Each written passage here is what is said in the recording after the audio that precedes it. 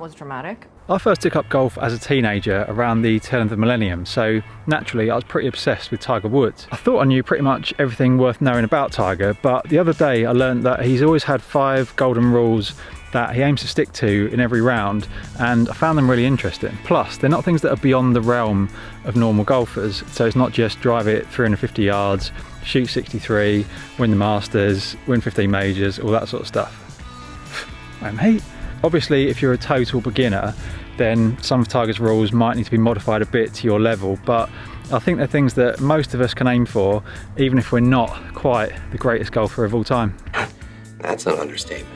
Rule 1 is no sixes on par 5s, and before any of you wise guys pop up, that doesn't mean that you can make more than a 6. 7, 7, 7, 7, 7, 7, 7, 7, 7. For good players, par 5s are the easiest holes in golf. They're the only holes that tour players and scratch golfers average under par on. And even for the rest of us, because you've got 3 shots to hit the green in regulation, I think there's a bit more margin for error. Like if you hit a bad tee shot on a par 3, then you've already missed the green and you're having to get up and down to save par. Whereas on a par 5, as long as it's not unplayable, then you can kind of advance it forward and then you've still got a chance to hit a decent shot and hit the green in regulation. If I had to choose a hole and I've got to make par to save my life, I'd pick a par 5 every day of the week. So now that I've said that, I'm going to play this par 5 and undoubtedly make a double and embarrass myself.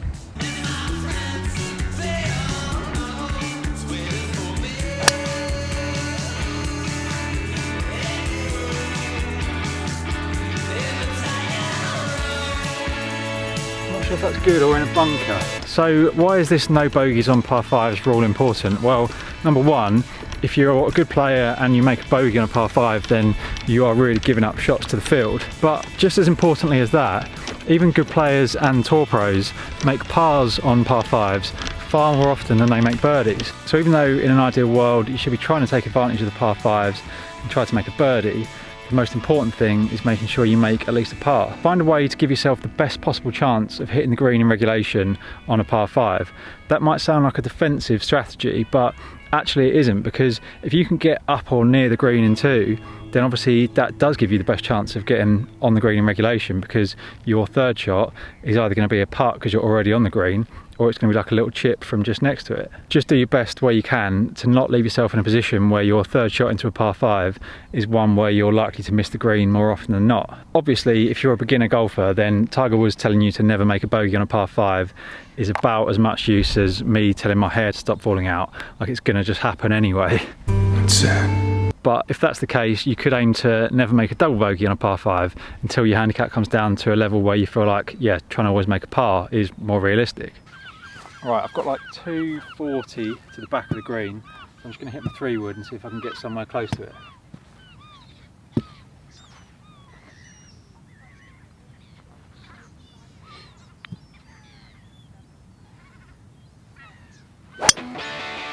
Oh, that's mint. That's all over it. Can't see it, but that was all over it. Oh, lads. Yes, I made it just onto the fringe in 2, so even with my putting I should avoid making a bogey.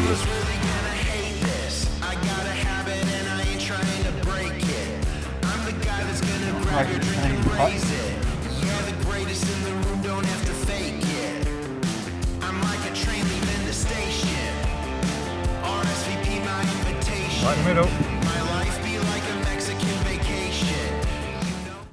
Rule 2 is no double bogeys. Obviously nobody wants to make a double bogey, but everybody does sometimes, even Tiger. But as I've seen recently from some videos that I've made looking at stats, the amount of double bogeys you make is kind of one of the biggest differentiating factors between like scratch golfers and higher handicappers, much more than like the number of birdies you make and that kind of stuff. A scratch golfer makes less than 1 double bogey in every 2 rounds that they play, whereas a mid handicapper makes 3.5 double bogeys per round.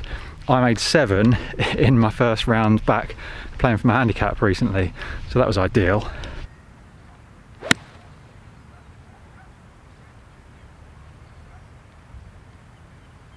point of these stats and of this rule is that if you have a bad hole, just find a way of making sure that it's only a bogey. That's one of the biggest things you can do to improve your scoring average. A lot of it is a strategy thing, like you can hit a bad shot on a hole and still make a bogey, but it's when you hit a bad shot and then you try and hit a miracle shot to recover that like big numbers happen. I read something recently that said don't make a 6 or a 7, trying to avoid making a 5. I made a video years ago about what tour pros do when they're in the trees, and the short answer was that 80% of the time they make a bogey. If you're in trouble and you just get yourself back in play and then knock it on the green, you might hole a putt and make a par, but the worst you're going to make is a bogey. But yeah, it's when you start trying to hit those miracle shots that bad things happen. Oh, that's a bad thing that just happened. A few years ago I spoke to Terry Mundy, who was in Poulter's caddy for most of his career, and he said that Poulter would only take on a shot if it was going to come off at least 8 times out of 10. So those kind of shots where you're trying to thread it through a little gap in the trees, they're obviously not going to come off at least 8 times out of 10, so it's probably not worth taking those on. I think that's quite a good rule to follow. Hit a decent little approach here.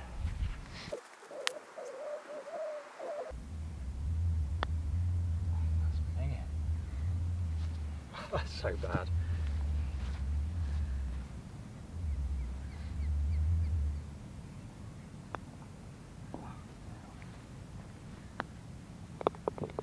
Oh my God.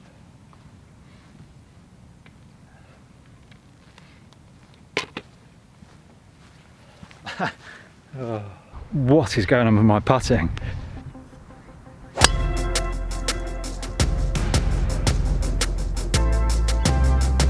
Right, I've got 147 left for this approach shot. It's going to be a 9-iron, which is a perfect time to talk about the next rule, which is no bogeys when you've got a 9-iron or less in your hand. In that video that I made recently looking at the stats of scratch golfers, I found that with anything longer than an 8-iron, they'll miss the green more often than not. I think the point of this rule is to not expect to make birdie just because you've got a relatively short club in your hand. So if you go for a tucked pin just because you've got a 9-iron or a wedge in your hand, you're greatly increasing your chances of making a bogey and breaking this rule. And yeah, even scratch golfers and tour pros don't hit it very close very often from those distances. So aim for a safe target that allows you a decent margin for error. You might miss the target you've picked slightly and end up closer to the pin than you'd actually anticipated, or you might hole like a decent putt, and that's how you're going to make a birdie. But either way, you should be aiming to land it safely on the green out of trouble. So let's see if I can do that.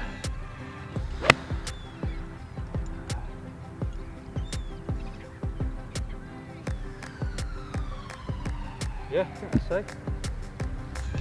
Okay, so as you can see, the flag was right on the left hand side of the green. I've actually pulled mine left of it, but because I was aiming for a safe target, even that massive pull has worked out alright.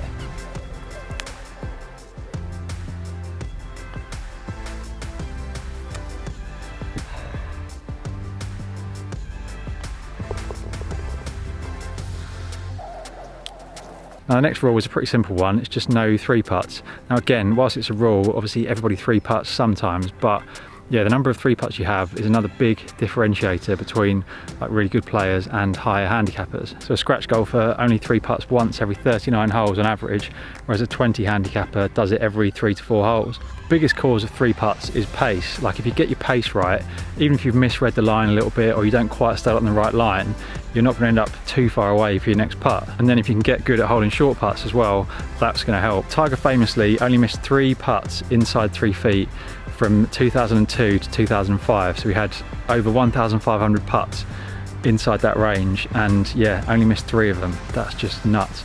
So I'm going to give myself a long putt, see if I can avoid 3 putting it. Bear in mind at the moment I seem to be 3 putting from 10 feet. I've not got the best chance.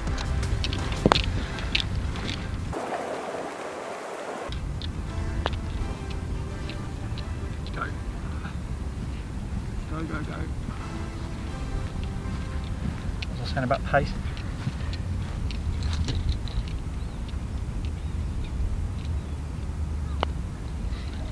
Oh, this is why I'm not Tiger Woods. Fifth and final rule is no blown easy par saves. So this isn't just a rule that says get really good at the short game, although that is part of it, but it's also about picking good targets, because even Tiger misses his target more often than not. So it's about leaving yourself an easier up and down when you do miss the green.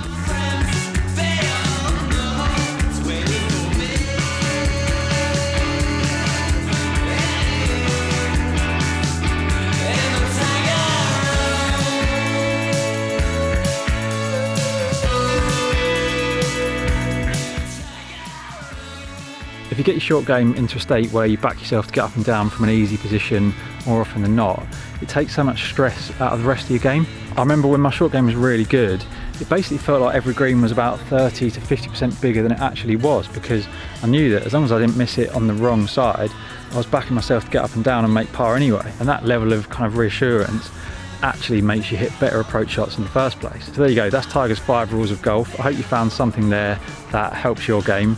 If you end up winning 15 majors, then maybe you can buy me a box of Pro Vs or something. But thanks for watching, let me know what you think. Subscribe if you haven't already, and I'll see you in the future. I've always been the Tiger King.